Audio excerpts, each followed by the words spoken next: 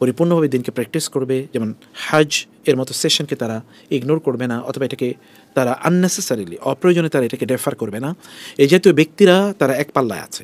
আর অন্যদিকে আরেক পাল্লায় আছে সে সকল ব্যক্তিরা যারা দিনকে তারা লাইটলি গ্রহণ করেছে, হালকাভাবে নিয়েছে, দিনের মৌলিক বিষয়গুলোকে তারা এগুলোকে গুরুত্ব প্রদান করে নাই, তারা অন্যদিকে আছে। এবং এখানে আল্লাহ তাআলা তাই বলেছেন, ওয়ামিনান নাসি মান ইউজাদিলু ফিল্লাহি বিগাইরি ইলমিন ওয়ালা হুদান ওয়ালা কিতাবিন মুনির। একদল লোক আছে তারা দ্বীনের ব্যাপারে, যে আয়াতটি দেখেন, একদল লোক আছে তারা দ্বীনের ব্যাপারে কি করে, তারা বেগাইরে ইলমিন, তারা কোনো জ্ঞান নাই, প্রজ্ঞা নাই, এগুলো বাদ দিয়েই তারা দিনের ব্যাপারে বা আল্লাহর ব্যাপারে তারা ঝগড়া বিবাদ করে। তাতে সমস্যা কি? আল্লাহ আমাকে যখন সামর্থ্য দেবেন তখনই যাবেন, আল্লাহ যখন চাইবেন তখনই যাবেন। আচ্ছা, আমার এখন অনেক প্রয়োজন আছে, আল্লাহ কি আর আমার উপর এখনই ফরজ করেছেন কিনা? আপনি অন্যায়ভাবে আল্লাহর উপর কিছু জিনিস আরোপ করে দিচ্ছেন, অন্যায়ভাবে কিছু জিনিস আপনি আল্লাহর উপর আরোপ করে দিচ্ছেন, এবং আপনার কাছে কোনো হেদায়েতও নাই, আপনি সঠিকভাবে জানেনই না, দিনের ব্যাপারে যথাযথ জ্ঞান আপনার নাই। ওয়ালা কিতাবি মুনির, এমনকি আপনার কাছে যে দিন, যে কোরআন, যেটা আপনার জীবনকে আলোকিত করবে, আপনাকে যথাযথভাবে প্রতিটি মুহূর্তে আপনাকে যথাযথ পথে, আলোকিত পথে পরিচালিত করবে, আপনাকে অন্ধকার থেকে বের করে নিয়ে আসবে, সে কিতাবও আপনি ফলো করছেন না, সে কিতাব আপনি বুঝেন না, কিতাব আপনি পড়েন না, কিতাবের ধারেন না, কিতাবের উপদেশ আপনি গ্রহণ করেন না। এই জাতীয় ব্যক্তিরা, একদল লোক আছে এরা এরকম, তারা ইমানের দাবি করে, but this people are of this kind. সানি আইতফি লিউদিল্লাহ আন সাবিলিল্লাহ, সে তার ঘাড় মানে ওই যে এরকম অনেক সময় একটু আচ্ছা দেখা যাবে না, এভাবে তার নিজের ঘাড়কে অথবা নিজের শোল্ডারকে সে এরকম একটু আঁকা বাঁকা করে, একটু অন্যদিকে ফেরায়, একটু মানে আচ্ছা ঠিক আছে দেখা যাবে না, এরকম একটা ভাব করে। লিউদিল্লাহ আন সাবিলিল্লাহ, সে তার নিজকে এবং আশপাশ যারা আছে তাদেরকে পথভ্রষ্ট করতে চায়। আরে বাদ দাও তো, এরা যা বলেছে, আচ্ছা দেখা যাবে না, ঠিক আছে, ওকে, ব্যাস। এমন একটা মানে ড্যাম কেয়ার একটা মেন্টালিটি তার মেনটেন করে।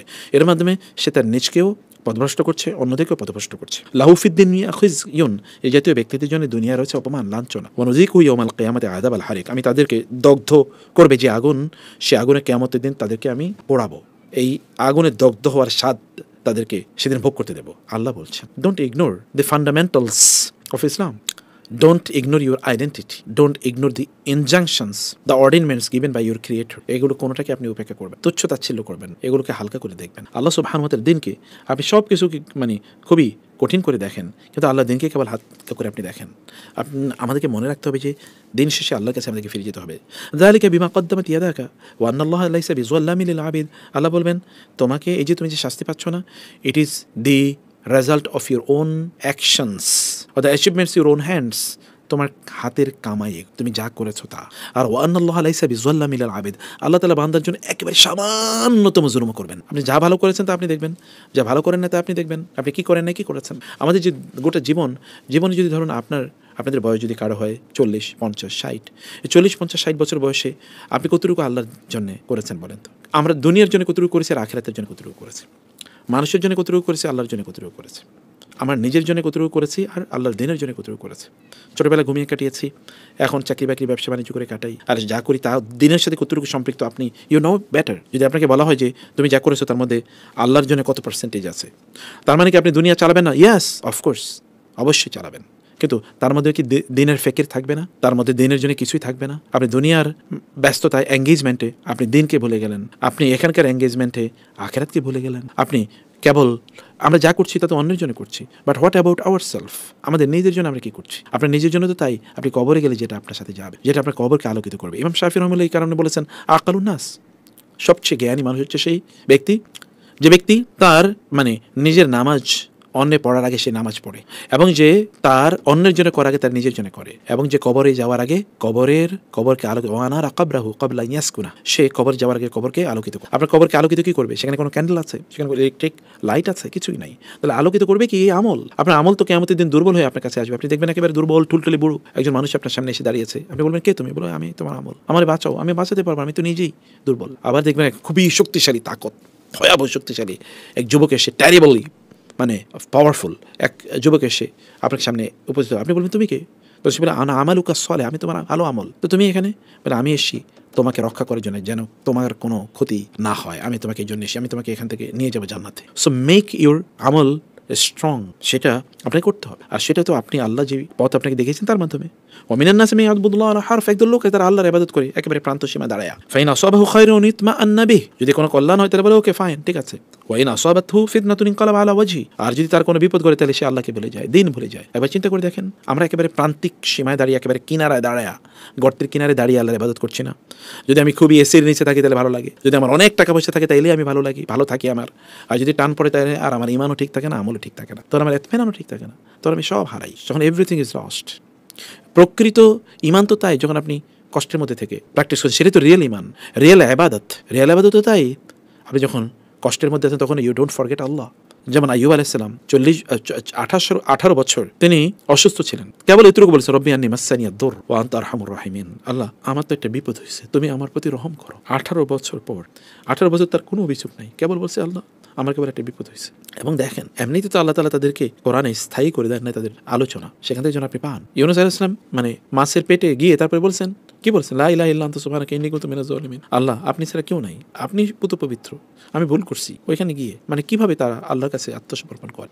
বিপদে পড়লে তো আপনি আল্লাহকে বলতে হবে বেশি। আর ডু ইউ ফরগেট আল্লাহ? সুখে থাকলে কেবল মানে কিছু লোক আছে সুখে থাকলে আল্লাহরে ভুলে যায়, দুঃখে আসলে আল্লাহকে মনে করে। কিছু লোক আছে সুখে থাকলে আল্লাহকে মনে করে, দুঃখে থাকলে বিপদে পড়লে আর আল্লাহর নাম তার মুখে আসে না, তখন সে বিভিন্ন ধরনের কথাবার্তা বাইর করে, তাই না? এর হচ্ছে প্রান্তিক সীমায় দাঁড়িয়ে, একেবারে কিনারায় দাঁড়ায় আল্লাহর ইবাদত। সে ফুরফুরা থাকে যখন তার অনেক টাকা পয়সা থাকে। প্রিয় ভাই, আপনি কেনই কথা বলবেন যে আমার যখন অনেক টাকা হবে তখন আমি হজ করবো? কেন? এখন কি আপনার নাই? আপনার কি এখন টাকা নাই? হজ করার মতো টাকা কি আপনার নাই? আর আল্লাহ রাসূল বলেছেন তুমি হজ করলে আমি তোমার সম্পদ বাড়িয়ে দেবো, এটা আল্লাহ রাসূল বলেছেন। তাবিউ বাইনাল হজ্জি ওয়াল উমরা ফাইন্নাহুমা ইয়ানফিয়ানিল ফাকরা ওয়াল যুনুব কামা ইয়ানফিল কিরু খুবাসাল হাদিদ। আল্লাহ রাসূল সাল্লাল্লাহু আলাইহি ওয়াসাল্লাম বলেছেন তোমরা হজ উমরা করো তাহলে তোমাদের গুনাহ ঝরিয়ে দেবো, দারিদ্র্য দূর করে দেবো। যেমনিভাবে লোহার মধ্যে জং ধরলে সেই লোহাটিকে আগুনে উত্তপ্ত করে যদি কোনো ভারী কিছু দিয়ে আঘাত করো তাহলে জং দূর হয়ে যায়, তেমনিভাবে আমি হজ উমরার কারণে তোমাদের এগুলো সব দূর করে দেবো, দারিদ্র্য এবং গুনাহ। আল্লাহর কথায় আপনার বিশ্বাস নাই তাইলে কেবল আরো হবে, আরো হলে তারপরে যাবেন। মানে কি? কবে হবে এবং কবে আপনি যাবেন? এর আগে কি আপনি মরে যেতে পারেন না? এনি টাইম প্রান্ত সীমায় দাঁড়িয়ে আল্লাহর ইবাদত করা যায় না। আল্লাহ তাআলা এক সাইডের লোকদের কথা বলছেন, দেখেন এরা কিন্তু কাফের মুশরিকদের কারো কথা বলে না। আল্লাহ বলছেন খাজিরাদ দুনিয়া ওয়াল আখিরা যালিকা হুয়াল খুসরানুল মুবিন, এদের দুনিয়াও শেষ আখিরাতও শেষ। আপনি দৌড়াতে পারবেন বাট কিচ্ছু হবে না, দৌড়াইয়াই সব করা যায় না, আল্লাহ চাইলেই হয়, আদারওয়াইজ হবে না। আর যারা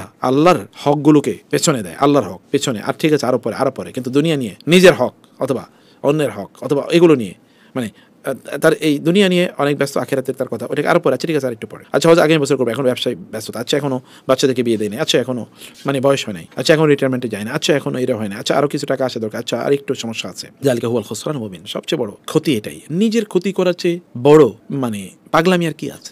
নিজের ক্ষতি। আপনি যদি দেখেন কোনো একটা লোক তার নিজের শরীর সে কোনো ধরনের ভারী ধারালো যন্ত্র দিয়ে আঘাত করছে, আপনি কি বলবেন লোকটা সুস্থ? বলবেন এটা পাগল। তো আমরা যা করছি আমরা কি নিজের ক্ষতি করছি না? এটা দুনিয়া হয়তো দেখছি না কিন্তু আখিরাত ড্যামেজড। দুনিয়া আপনি কতদিন বাঁচবেন? তারপরে প্রান্ত সীমায় দাঁড়িয়ে আল্লাহর ইবাদত করা যায় না, শক্ত পজিশনে দাঁড়িয়ে রব্বানা আফরিগ আলাইনা সাবরান ওয়া সাব্বিত আকদামানা, আল্লাহ আমাদেরকে ধৈর্য দাও, ধৈর্যের বৃষ্টি আমাদের উপর বর্ষণ করো এবং আমাদের পাগুলোকে খুবই দৃঢ় করে দাও, যেন না পিছলে যায়, এইভাবে আমাদেরকে দাও।